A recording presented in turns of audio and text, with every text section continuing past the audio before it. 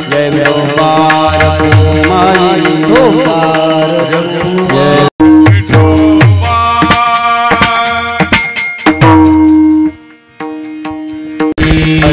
जय हरि जय जय राम कृष्ण हरि जय जय राम कृष्ण हरि जय जय राम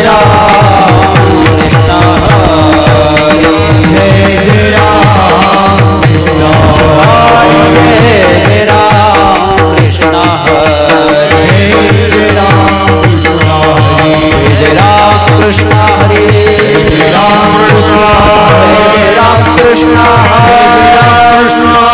राम कृष्ण हरे राम कृष्ण हरे राम कृष्ण हरे राम कृष्ण हरे राम कृष्ण हरे राम कृष्ण हरे राम कृष्ण हरे राम कृष्ण हरे राम कृष्ण हरे राम कृष्ण हरे राम कृष्ण हरे राम कृष्ण हरे राम कृष्ण हरे राम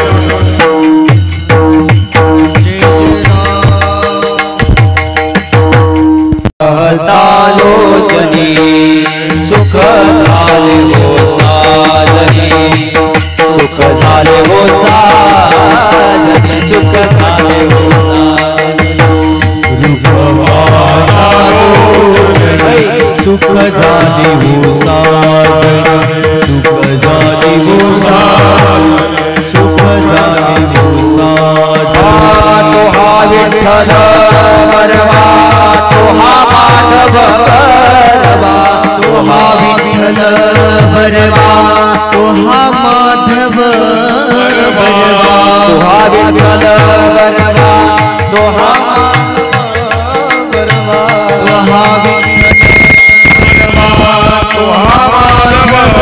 तोहा विठ्ठल वरवा तोहा माधव वरवा तोहा माधव वरवा तोहा वरवा तोहा विठ्ठल वरवा तोहा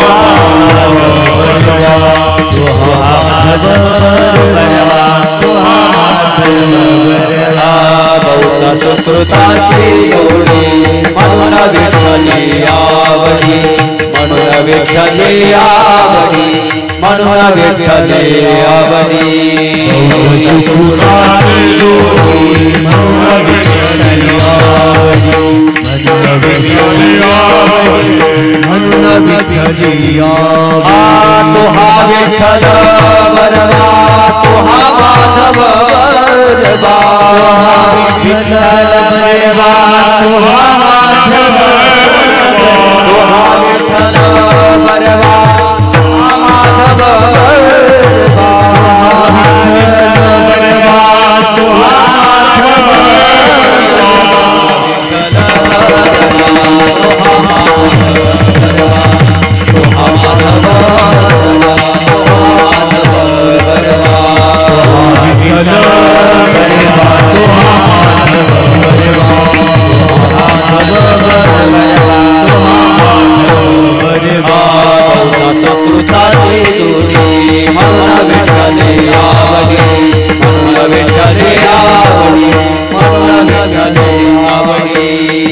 सुकृताची जोडी म्हणून विठ्ठली आवडी म्हणून विठ्ठली आवडी म्हणून विठ्ठली आवडी तोहा विठ्ठल वरवा तोहा माधव वरवा तोहा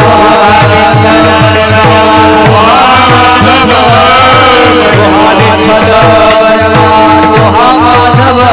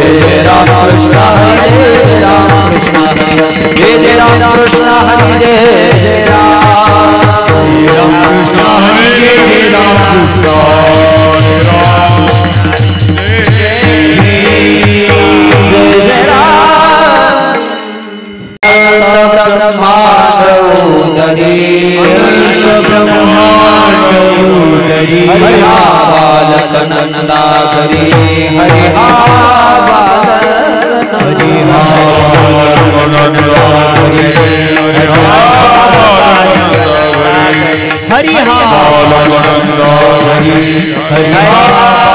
नंदा हरी हरि हा अनंत ब्रह्मांड धरी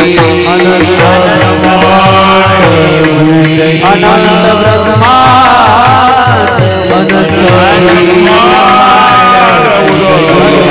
बालक नंदा हरि हरि हा बालक नंदा हरि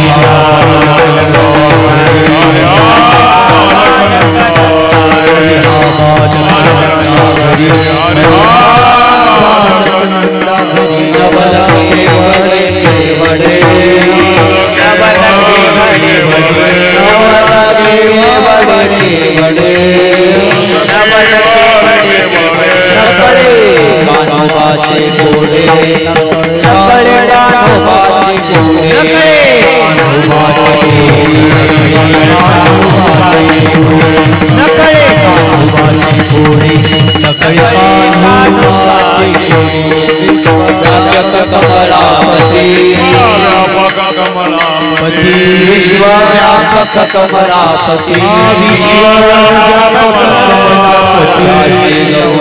कड़िए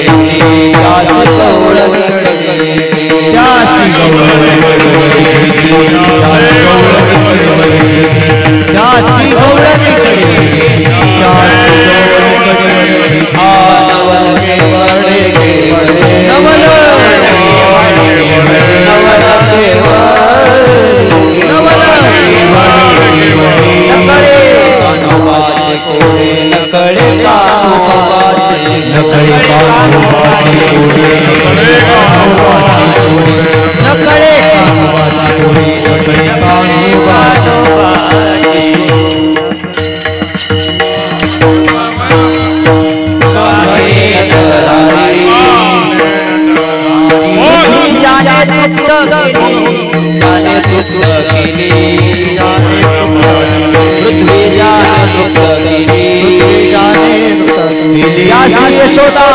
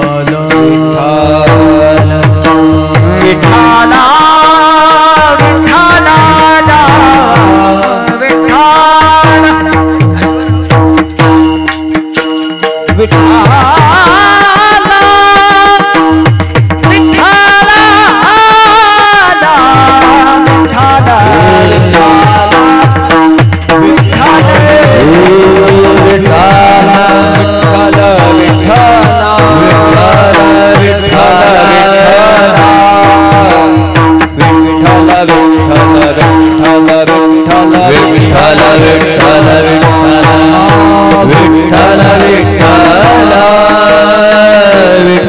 विठ्ठल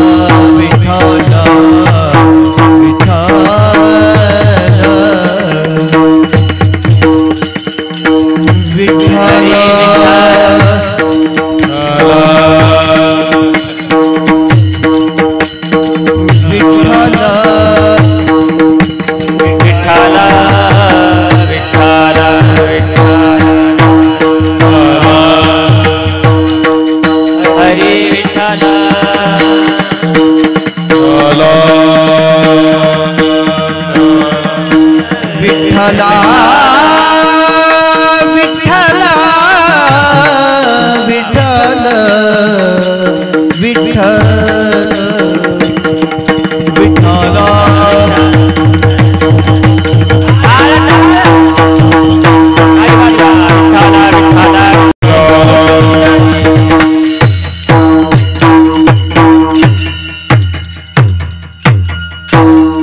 अनंत ब्रह्मांड उदरी हरिहा बालक नंदा घरी नवल केवडे केवडे नकळे कानो बाची कोडे पृथ्वी जेने तृप्त केली पृथ्वी जेने तृप्त केली त्यासी यशोदा भोजन घाली नवल केवडे केवडे नकळे कानो बाचे कुडे विश्वव्यापक कमलापती विश्वव्यापक कमलापती त्यासी गवळणकडी घेती नवल केवडे केवडे नकळे कानो बाचे कोटे तुका म्हणे नटधारी तुका म्हणे नटधारी भोग भोगुनी ब्रह्मचारी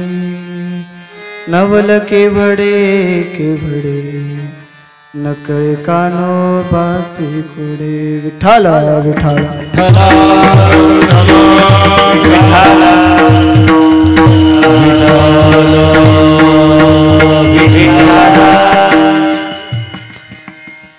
हे कृष्ण करुणा सिंधु दीनबंधु जगतपते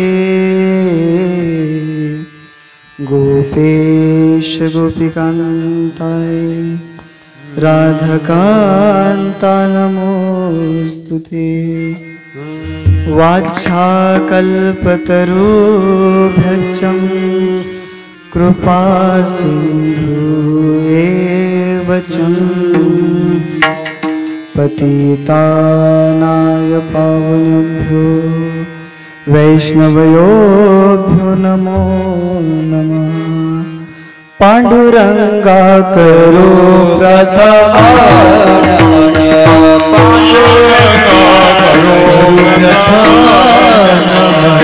पांडुरंगा करो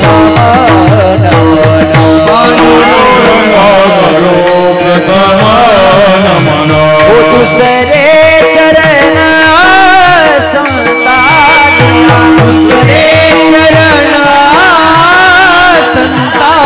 दूसरे चरण संतानिया दूसरे चरण संतानिया पादाने कथेता कथेता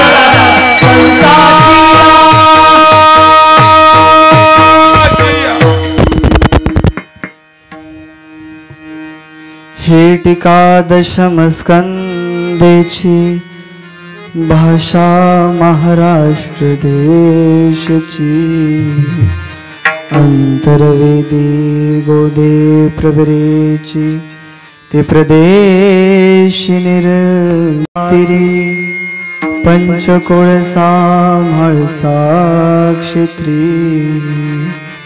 जे निधिवास कुळेश्वरी जे विष्णुमूर्ती अधन्य धन्य बहिरम भट्टा धन्य बहिरम भट्टा धन्य बहिरम भट्टा तुमच्या चरणी ठेवितो माता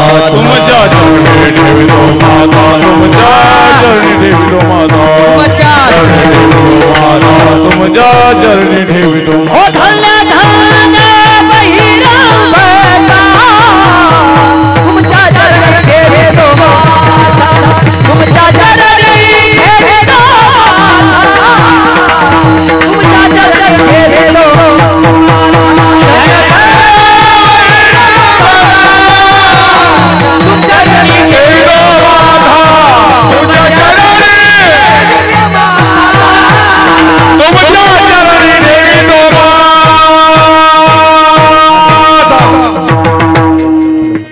शान्ताकारं भुजगशयनं पद्मनाभं सुरेशं विश्वाधारं गगनसदृशं मेघवर्णं शुभांगं लक्ष्मीकान्तं कमलनयनं योगिभिर्ध्यानगम्यं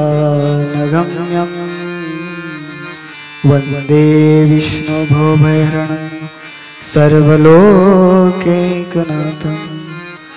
उग्रं वीरं महाविष्णु ज्वलन्तं सर्वतोमुखं नरसिंहं भीषणं भद्रं मृत्युर्नमाम्यहम्।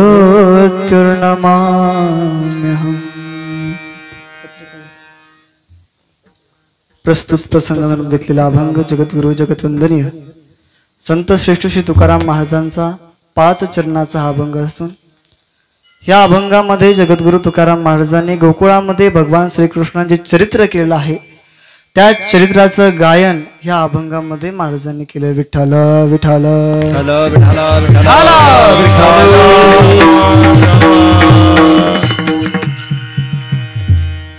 विचारांना सुरू करण्याच्या अगोदर थोडासा परिहार प्रस्तावना महत्वाची आहे। गेल्या 9 दिवसापासून आपण ह्या ठिकाणी अखंड नवरात्र महायज्ञ सोहळा साजरा करू राहिलेलो आहे। त्यांनी कार्यक्रमाला भेट देण्यासाठी येत आहे त्यांचाही आज आपण सन्मान करणार। विशेष म्हटलं की आज कार्यक्रमाला भेट देण्यासाठी फार दूरवरून आलेले बँगलोर आश्रम परमपूजनीय वंदनीय गुरुदेव श्री श्री रविशंकरजी महाराज यांचे परमशिष्य आदरणीय सन्माननीय वंदनीय श्री देवव्रतजी महाराज आज आपल्या ह्या कार्यक्रमासाठी भेट देण्यासाठी आलेले आहेत। महाराजांचे स्वामीचे मनापासून आभार धन्यवाद आहे। तुम्ही अमूल्य वेळ काढून आमच्या या घोगरगावमध्ये आलेत त्याबद्दल महाराजांचे खूप खूप आभार खूप खूप धन्यवाद। मागही ते आपल्याकडे येऊन गेले होते आणि आजही ते आपल्याकडे आलेले आहेत त्यामुळे महाराजांचे आणि त्यांच्या गुरुदेवजीचे खूप खूप आभार खूप खूप धन्यवाद। आपल्याला स्वामीजी म्हटलेले आहेत आदरणीय ऋषी देवव्रतजी स्वामी म्हटलेले आहे की आपण श्रीश्रींना एकदा आपण घोगरगावमध्ये आणूया। आमची ही इच्छा आहे त्यांची इच्छा आहे निश्चितपणे एकमेव त्यांचं सहकार्य आपल्याला होऊ शकतं की गुरुदेव आपल्याला ह्या कार्यक्रमाला येऊ शकतात। विठ्ठल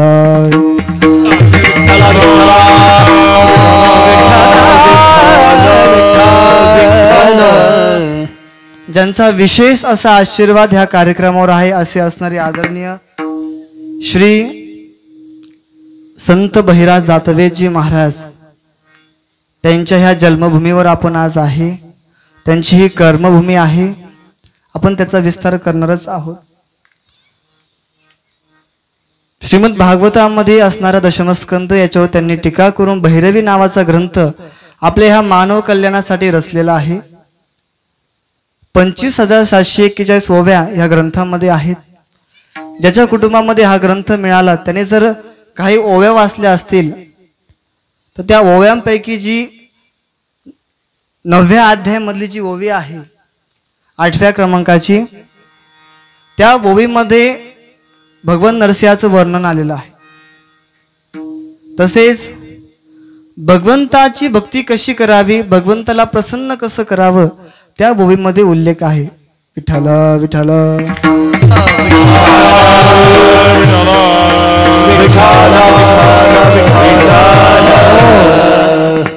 त्यामध्ये ते म्हणतात जे ध्यान करिता क्षणी तो परमात्मा चक्रपाणी प्रगटला हृदय भुवनी निमिष न लगता.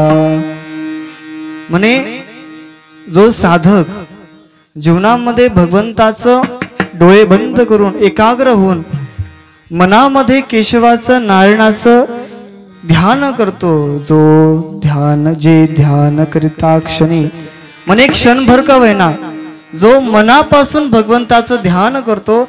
महाराज हे ध्यान मनापासून आता कुणी करत नाही. मागच्या कार्यक्रमामध्ये आपल्या नृत्य नवरात्रामध्ये ज्यावेळेस आपण स्टेडियममध्ये होतो, आदरणीय नाना महाराज सूर्यवंशी यांचं कीर्तन होतं आणि त्याच वेळेस असं तुफान वारं आलतं महाराज, वारं वावदळ सर्व काही आलतं. जेवढे गायनाचार्य आहे, जेवढे महाराज मंडळ आहे, जेवढे श्रोतेवर्ग आहे, मीही महाराज आम्ही एवढी आळवणी देवाला करत होतो मनापासून. पत्रे असे चाल ढकल करत होते, उचल टाल ढकल करत होते महाराज. तुफान मंडप असं उडायचा, खाली व्हायचा, तसेच पत्रे लपकायचे. करंटही उतरला पोलामध्ये, काहींना करंट बसला, काही धडपडले, काही पडले. मनापासून आम्ही कीर्तनामध्ये बसलेलो आहे का अगोदर याचा विचार करा. मन आणि शरीर कीर्तनामध्ये दोन्ही लागतं. दोघींपैकी एक जण तुम्ही इथं ठेवलं आणि एक जर बाहेर ठेवलं तर कीर्तन होणार नाही. तुम्हाला जी साधना करायची साध्य होणार नाही. दोन्ही गोष्टी लागतात. म्हणून महाराज म्हणतात जे ध्यान करिता क्षणी, जो क्षणभर का होईना ध्यान करतो परमेश्वराचं, मग काय होतं तर म्हणे तो परमात्मा चक्रपाणी, तो ईश्वर, तो परमात्मा प्रगटला हृदय भुवनी निमिष न लगता. तो परमात्मा आपल्या हृदयामध्ये ऑलरेडी आहे, पण त्याला आपण झाकून ठेवलेलं आहे. प्रगट होण्यासाठी त्याचं डोळे बंद करून ध्यान करावं लागेल. प्रगटला हृदय भुवनी निमिष न लगता या शब्दाचा अर्थ शेवटच्या पेजमध्ये महाराजांनी घातला. निमिष या शब्दाचा अर्थ काय? क्षण न लगता. एक क्षण न लगता तो परमात्मा आपल्या हृदयामध्ये प्रगट होऊ शकतो. म्हणून ही शिकवण महाराजांनी ह्या ग्रंथामध्ये आपल्याला दिलेली आहे. भगवंताची आळवणी कशी करावी, भगवंताची उपासना कशी करावी, साधना कशी करावी. आणि भगवान श्रीकृष्णाचं जे चरित्र आहे ते संपूर्ण चरित्र भैरवी ग्रंथामध्ये आहे. विठ्ठल विठ्ठल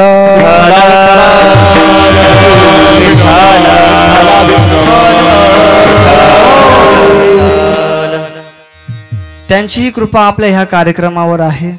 त्यांची कर्मभूमी असून जन्मभूमी असून त्यांची समाधी स्थळ आहे श्रीगोंदा तालुक्यातील मांडवगण नावाचं गाव आणि सिद्धेश्वर महादेवाच्या मंदिरासमोर त्यांची समाधी आहे महाराज.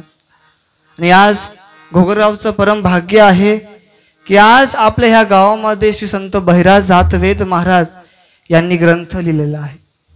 परम भाग्य आहे आपलं. आपल्या सान्निध्यामध्ये आपल्या ह्या गावामध्ये होऊन गेले. त्याच बरोबरीला आपण 9 दिवस कीर्तनामध्ये हेच ऐकलो. गंगेचं तट आहे आणि त्या दक्षिण वाहिनी गंगा आहे. पांडव प्रतापामध्ये उल्लेख मिळतो की पांडवकालीन शिवमंदिर आहे. 5 पांडवांनी स्थापन केलं हे शिवमंदिर. अज्ञातवासामध्ये असताना 5 पांडव गाया चारीत असताना ह्या घोगरगावमध्ये आले होते. त्यावेळेस गावाला काय नव्हता. गावामध्ये आल्यावर गायींच्या गळ्यातलं खूर जमिनीवर पडलं म्हणून ह्या गावाला नाव काय पडलं? घोगरगाव नाव पडलं. पांडवांनी स्थापन केलेलं हे शिवमंदिर भगवान श्रीकृष्णाने या ठिकाणी भेट देऊन गेलेले आहे. इथून 5 पांडव कुठे गेले? बेटावर सरला आहे की नाही, सरले महाराज म्हणून काय सरला बेट.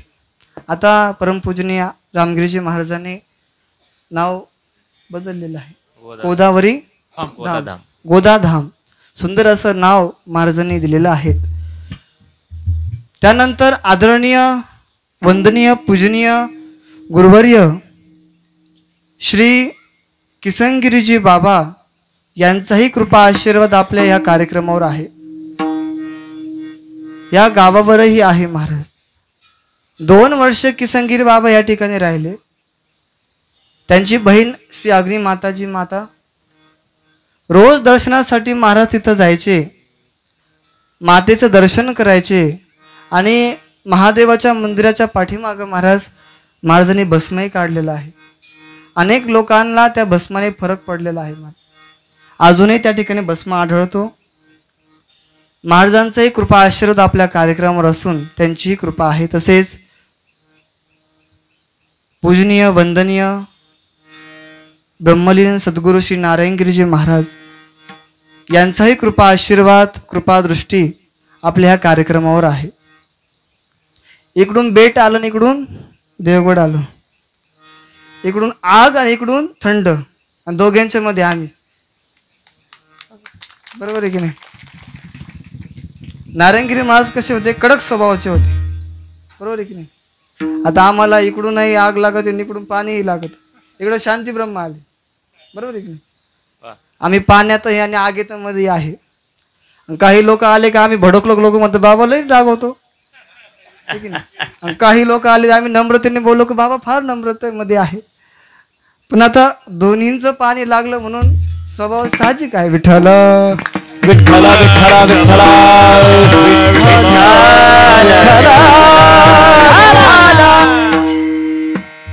नारायणगिरी महाराजांची कृपादृष्टी आपल्या ह्या गावावर आहे. अनेक वेळा कीर्तन ह्या गावामध्ये होऊन गेले.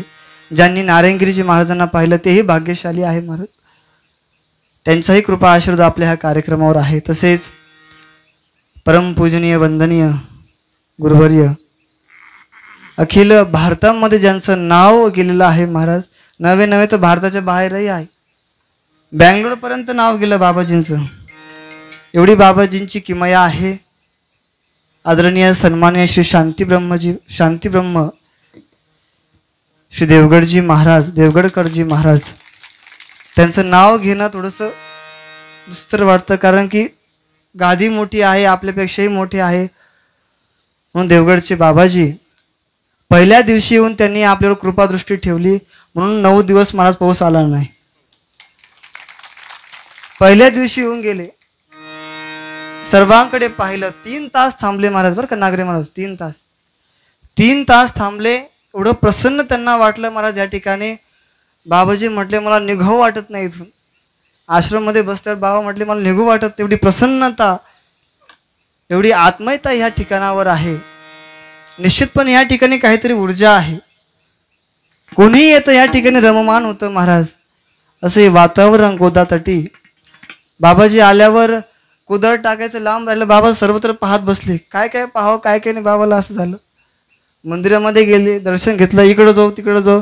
मी म्हटलं अगोदर कुदळ टाका. मग बाबाजी म्हणले अच्छा ठीक आहे. मंदिराचं उद्घाटन केलं, कुदळ टाकली, पूजा केली महाराज. आणि येताना 11,000 रुपये देणगी महाराज आपल्याला बाबाजी देऊन गेले. सोपी गोष्ट नाही महाराज. आम्ही घेऊन जातो, बाबाजी देऊन जातात. फरक एवढा आहे की नाही? असं व्यक्तिमत्व परत होणे. आपण भाग्यशाली आहे की नाही? आता आपण कुणाला पाहतो? बाबाजींना पाहतो. पुढच्या पिढीला हे भेटणार.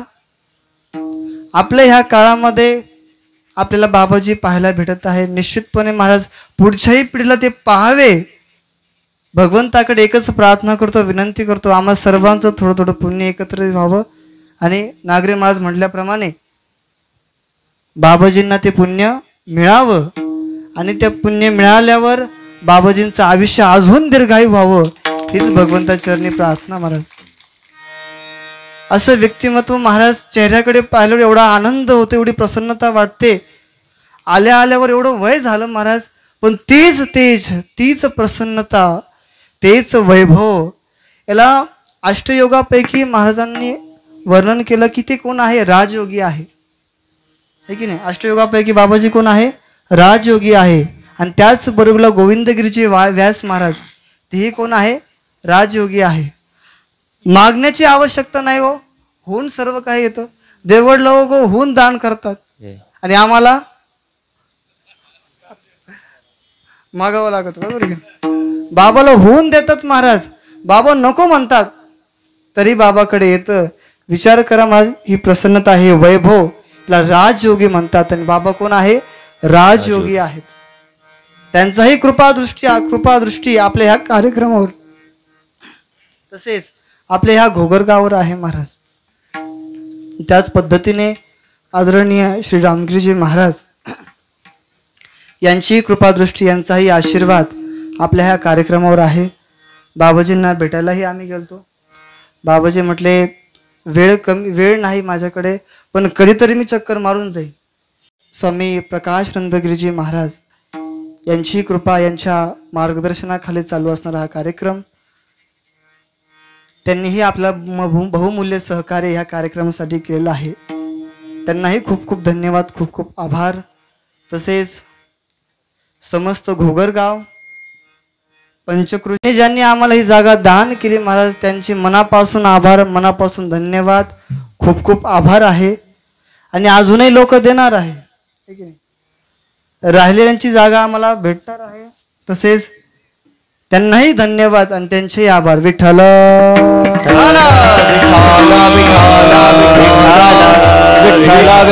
आभार प्रदर्शन महत्वाचं आहे.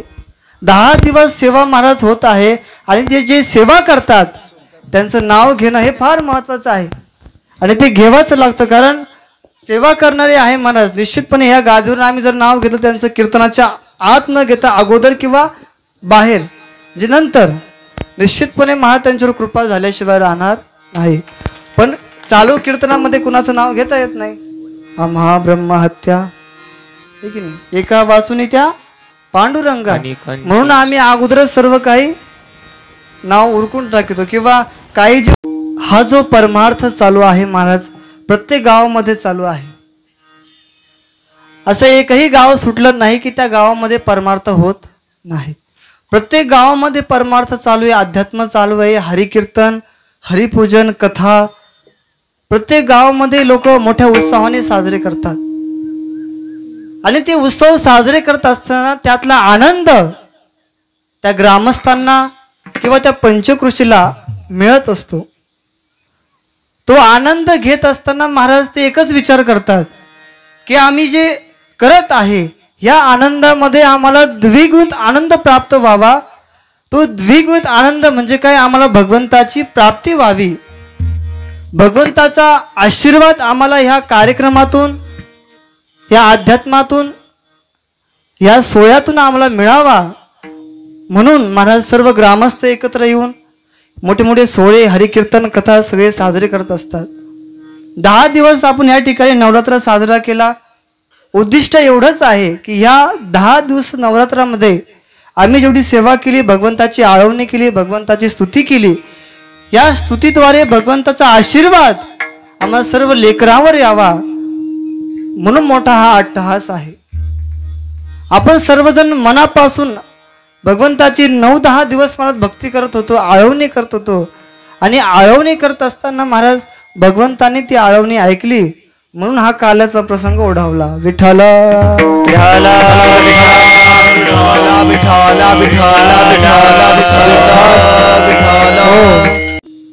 परमार्थामध्ये जो आनंद आम्हाला मिळतो तो आनंद रूपी भगवंत महाराज आम्हाला मिळावा म्हणून आम्ही एवढा अट्टहास करतो. 9-10 दिवस आम्ही भगवंताची आळवणी केली, सेवा केली. आणि आज काल्याचं कीर्तन म्हणजे महाप्रसाद आहे. हा जो दहीहंडीमध्ये प्रसाद आहे महाराज, या प्रसादामध्ये कोण आहे, भगवान नारायण आहे की नाही. ब्रह्मार्पणम ब्रह्महवी ब्रह्माग्नो ब्रह्मणाहुताम ब्रह्मेव तेनो गंतव्यम ब्रह्मकर्मम समाधिनम. आपण ब्रह्म हवी आहे, तो ब्रह्म करता आहे. ब्रह्मार्पणम ब्रह्महवी, आपण हवी आहे, आपण काय करतोय, ब्रह्म ग्रहण करू राहिलेलो आहे. आणि ह्या काल्यामध्ये काय आहे, ब्रह्म आहे, गोविंद आहे. आणि त्या गोविंदाला आपण काय करणार आहे, स्वीकार करणार आहे. हरिनामाचा खिचडी काला, हरिनामाचा खिचडी काला, प्रेमे मोहिला साधने, प्रेमे मोहिला साधने. ओ हरिनामाचा खिचडी काला, हरिनामाचा खिचडी काला, प्रेमे मोहिला साधने, प्रेमे मोहिला साधने. हरिनामाचा खिचडी काला, हरिनामाचा खिचडी काला, प्रेमे मोहिला साधने, प्रेमे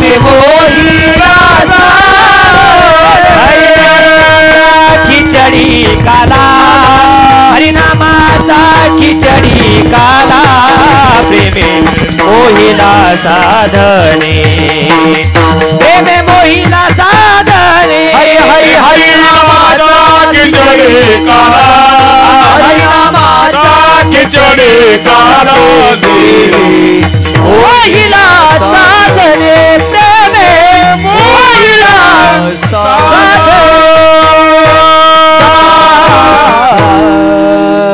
हरिनामाचा खिचडी काला तेने मोहिला प्रेमे प्रेमे. त्याच्यामुळे हा काय आहे? हरिनामाचा खिचडी काला आहे. याच्यामध्ये ब्रह्म आहे, गोविंद आहे आणि त्या गोविंदाला आज आपल्याला काय करायचं आहे महाराज? ग्रहण करायचं आहे. 9 दिवस जी सेवा झाली, जे तुम्ही काम केलं 9 दिवस महाराज, ते काम करून तुम्ही आता विश्रांतीला पावले आणि आजचा म्हणजे पगाराचा दिवस म्हणजे तुमच्यावर का आपलं सर्वांचं आहे की नाही? आज काय आहे? पगाराचा दिवस. 9 दिवस आपण काम केलो, आता पुरे झालं. देवा आता आमचा पगार दे. देवाचा पगार म्हणजे काय असतो? हा काल्याचा प्रसाद. प्रसाद.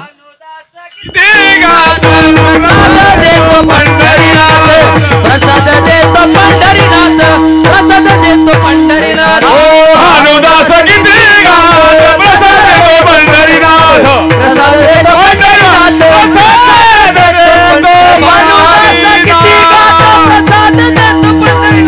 भानुदास किती गात प्रसाद देतो पंढरीनाथ प्रसाद देतो पंढरीनाथ प्रसाद देतो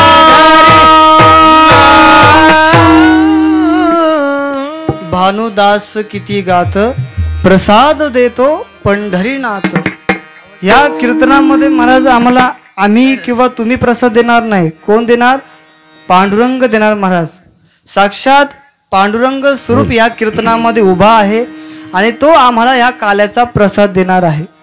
भानुदास किती गात प्रसाद देतो पंढरीनाथ.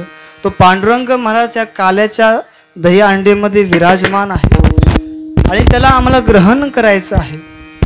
आणि 9 दिवस जे आम्ही काम केलं आणि त्याचा पगार आज आम्ही घेणार आहे. त्याच्यामुळे आपण सर्वजण काय आहे? तयारीला आहे. सर्वजण नवीन वस्त्र घालून, नवीन कपडे घालून महाराज सज्ज आहे. भगवंताला स्वीकार करायचं म्हटल्यावर व्यक्ती कसा पाहिजे? पवित्र पाहिजे. हा जो काल्याचा प्रस्ताव आपण स्वीकार करणार आहे महाराज, तो घेत असताना आपलं अंतःकरण कसं पाहिजे? पवित्र पाहिजे. बाह्यरंगाने आपण पवित्र असलं पाहिजे आणि अंतरंगाने आपण पवित्र असलं पाहिजे. दोन्ही गोष्टी जर आपण पवित्र असलो तर महाराज निश्चितपणे त्या ठिकाणी कोण येऊन राहतं?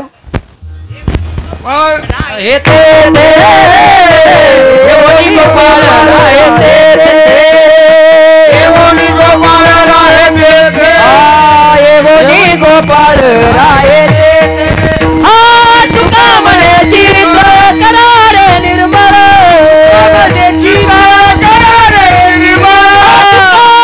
म्हणे चित्त करारे निर्मळ गोपाळ राये एवढी गोपाळ राये गोपाळ राये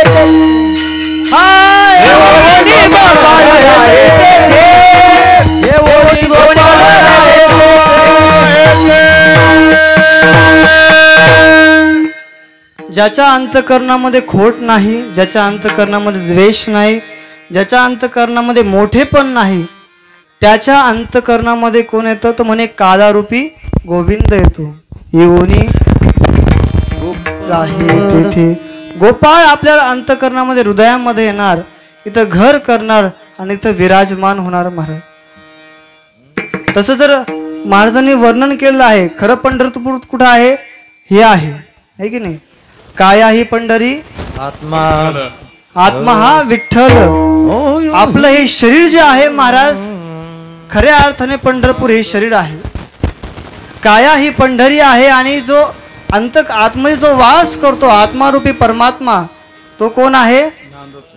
नारायण आहे. आणि त्या व्यक्तीला, त्या तत्वाला जाग करण्याचा प्रयत्न म्हणजे कोण करतं? संत करतं. आणि कीर्तनामध्ये तो प्रयत्न केला जातो.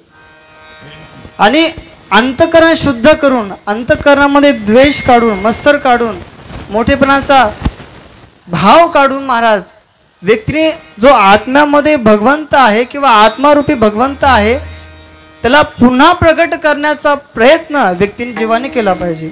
आत्मा आहे ठीक आहे, आत्मा जर नसलं तर आपण जिवंत राहू शकलो नसतो, बरोबर आहे की नाही.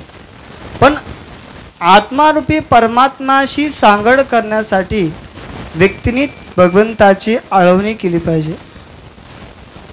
ईश्वर प्रत्येक कणाकणामध्ये आहे, तुमच्यात आहे, माझ्यात आहे.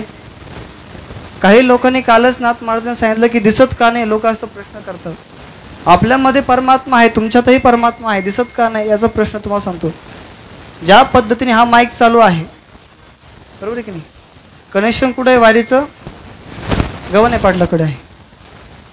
त्यांनी जर बटन बंद केलं तर मी बोलू शकणार का, आहे की नाही. आता मला सांगा ही वायर आहे, ही वायर काय करते, करंट पास करते, बरोबर ना. ही वायर करंट पास करू राहिली. आता मीला धरलेलं आहे, थांबा थांबा लक्ष माझ्याकडे द्या. ह्या वायरीला मी धरलेलं आहे, मला करंट बसतो का. मग आता ह्या वायरीचं वरचं कातडं मी सोलून काढतो आणि जी पितळाची किंवा तांब्याची जी तार असती आणि डायरेक्ट तिला मी धरलं तर मला काय लागेल, हा करंट लागेल. ज्याच्या अंतःकरणामध्ये मोठेपण आहे, ज्याच्या अंतःकरणामध्ये द्वेष आहे, वासना आहे, त्याला हे आवरण आहे, की नाही. आणि ज्याच्या अंतःकरणामध्ये खोट नाही, वासना नाही, त्याची मोकळी तांब्याची वार आहे, त्याने हात लावला की त्याला झटका बसला. जो ज्याच्या अंतःकरणामध्ये द्वेष नाही, वासना नाही, मत्सर नाही, मोठेपण नाही, त्याला परमात्मा हात लावल्या लावल्या दिसतो. शुद्ध ज्याचा भाव झाला दुरी नाही देव त्याला, दुरी नाही देव त्याला, दुरी नाही देव त्याला. ओ शुद्ध ज्याचा भाव झाला दुरी नाही देव त्याला, दुरी नाही देव त्याला, दुरी नाही देव त्याला. शुद्ध ज्याचा भाव झाला दुरी नाही देव त्याला, शुद्ध ज्याचा भाव झाला दुरी नाही देव त्याला, दुरी नाही देव त्याला, दुरी नाही देव त्याला, दुरी नाही देव त्याला. ओ शुद्ध ज्याचा भाव झाला दुरी नाही देव त्याला.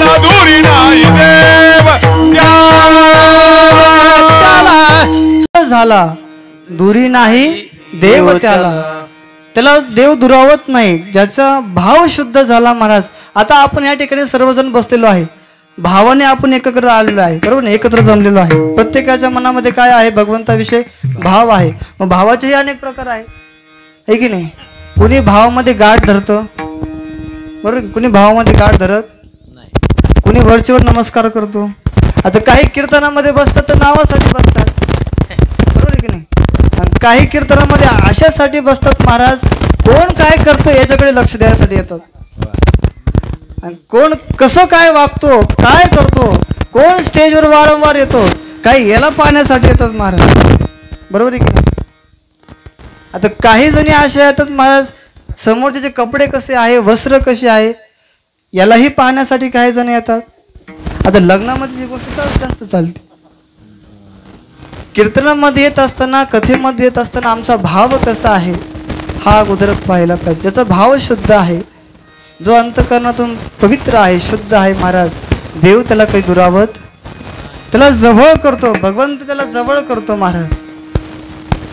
आणि भाव शुद्ध असून चालत नाही, त्याला नामाचीही गरज सांगितलेली आहे. भाव शुद्ध झाला की व्यक्ती काय करतो, प्रसन्न होतो. आणि प्रसन्न झाल्यावर तो विचार करतो प्रत्येक गोष्टीचा, ब्रह्मांड आहे हे कोणी निर्माण केलं, काय कसं झालं, याचा विचार करून करून महाराज त्याला तो परमात्मा कळतो. आणि परमात्मा कळाल्यावर तो व्यक्ती त्या परमात्म्याकडे ओढवण्याचा, जाण्याचा प्रयत्न करतो. आणि जात असताना महाराज तिथं तो टेपला की तो त्याच्याकडे पाहतो. आणि पाहत असताना महाराज त्यांच्याकडे संत येतात, संत येऊन त्यांना सांगतात की तुम्ही इथं आला ठीक आहे, इथं बसला ठीक आहे, नुसतं देवाला पाहूनही काही होणार नाही, पण तुम्हाला गरज आहे भगवंताच्या नामाची.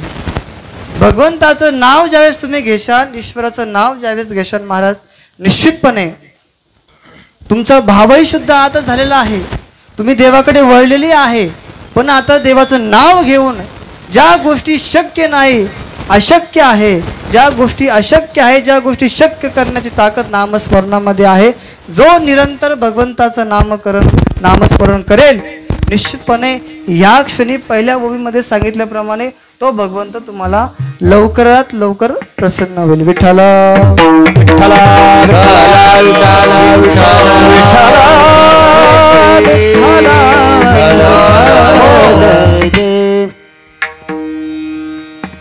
आपल्या ह्या संप्रदायामध्ये, आपल्या ह्या वैष्णव धर्मामध्ये, शैव धर्मामध्ये, पंथामध्ये, वारकरी संप्रदायामध्ये महाराज अनेक संत होऊन गेले. वैष्णव धर्मामध्ये अनेक संत होऊन गेले. त्या संतांपैकी आपण ज्यांची कथा ऐकली, भक्त प्रल्हाद महाराजांची आपण कथा ऐकली. त्या कथेमध्ये महाराज भक्त प्रल्हादाने केवळ भगवंताचं नामच घेतलं.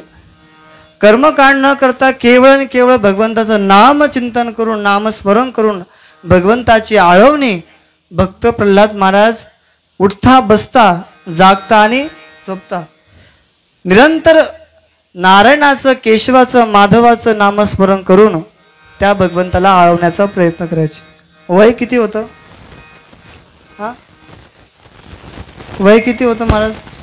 हा, 5 वर्षाचं वय महाराजांनी सांगितल्याप्रमाणे. आपलं वय किती आहे? पुढचे आहे. आम्ही निरंतर भगवंताचं नाव घेतो का? आम्ही निरंतर भगवंताचं चिंतन करतो का? आमच्याकडून शक्य होणार नाही. जर कमवायचं जर आम्ही सोडून दिलं तर पोटाचं कसं होणार आहे की नाही? इकडंही आम्हाला जायचं आहे, तिकडंही जायचं आहे. तर इतर घोरस्य कलियुगाचं प्रभाव आहे, त्यामुळे आम्हाला कामही करणं आहे. आता आम्हालाही करावं लागतं, आम्हालाही वन हिंडावं लागतं. कशासाठी? हे सर्व काय उभं करण्यासाठी.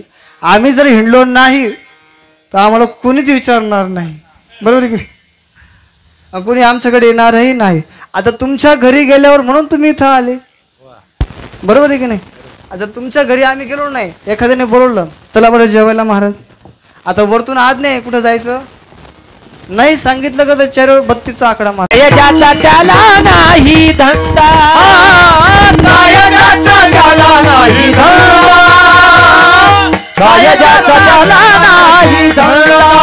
कोण येतो घरा मुच्या कशाला, कोण येतो घरा मुच्या कशाला, कोण येतो घरा मुच्या कशाला, कोण येतो घरा मुच्या कशाला. त्याला नाही नाही धंदा, नाही धंदा, नाही धंदा, नाही धंदा. काय ज्याचा त्याला नाही धंदा. त्याच्यामुळे प्रत्येक व्यक्ती स्वार्थी महाराज प्रवृत्तीचा आहे. इथं मीही आहे आणि तुम्हीही आहे. आपण आपल्या सगळ्यांना काय आहे? स्वार्थ आहे. देवाची भक्ती करतात, कशासाठी करतात? स्वार्थासाठीच, काहीतरी मिळावं याच्यासाठी भक्ती आहे. काहींची भक्ती आहे निष्काम, ती वेगळी राहिली महाराज. पण काही भक्ती करतात स्वार्थासाठी करतात.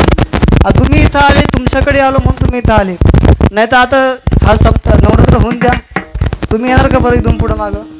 नाही येणार. आता उद्यापासून महाराज आम्हाला एकटं तिथं राहायचंय, बरोबर ना? भगवान नरसिंह आणि संत भैरव जाधव आणि मी, आम्ही तिघं एकटी राहणार. परत तुम्ही भडकणारही नाही. येणार का टेकाळे मला? त्याच्यामुळे उद्यापासून महाराज आम्हाला काय होईल? संन्यास होईल.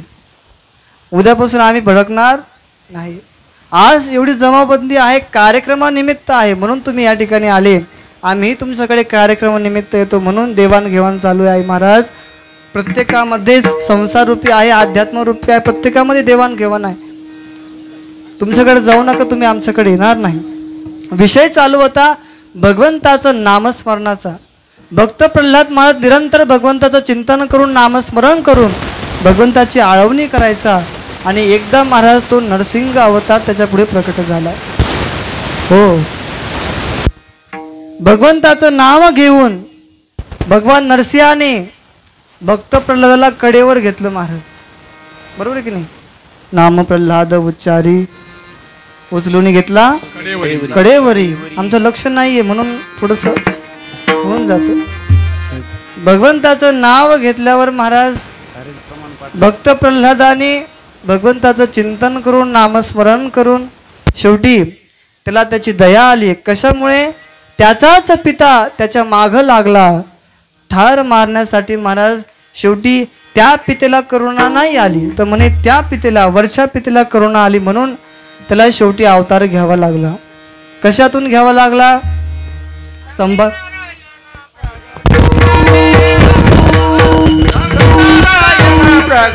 नारायण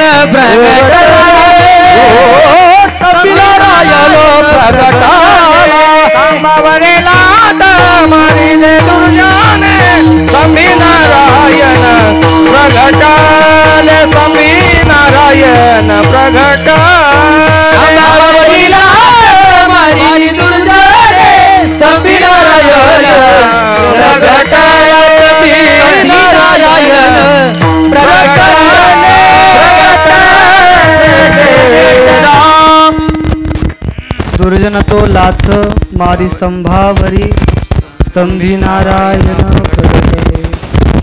त्या दुर्जनाने महाराज स्तंभावर लाथ मारली. भक्त प्रल्हादाने सांगितलं, भक्त प्रल्हादाला विचारलं होतं कुठं आहे तुझा देव?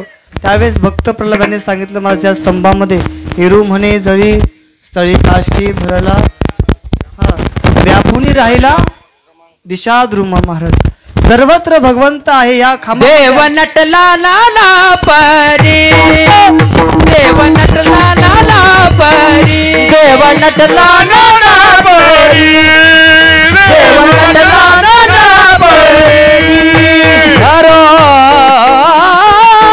नी उरला चरा चरी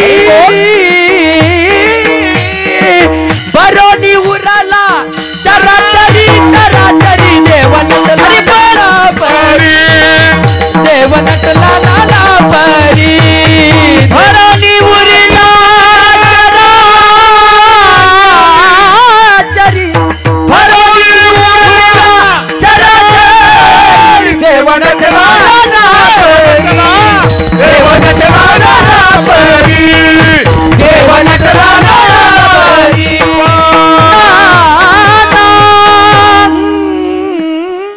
देव नटला नाना परी